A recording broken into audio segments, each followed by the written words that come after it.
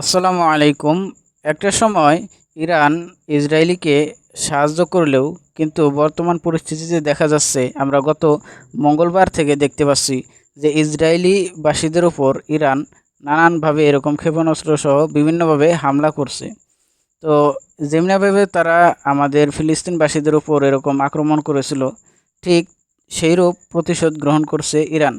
তো আমরা যারা মুসলিম আছি আমরা জানি আমাদের প্রত্যেকেরই শত্রু এই ইসরায়েলি বাহিনী।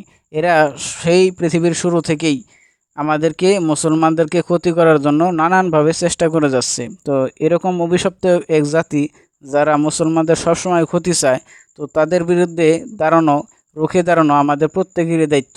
তো আমরা আশা করি আল্লাহ পাক যেন এই ইরানকে আরও শক্তিশালী করে দেন এবং তারা যেন আরও তাদের উপর চড়াও হতে পারে।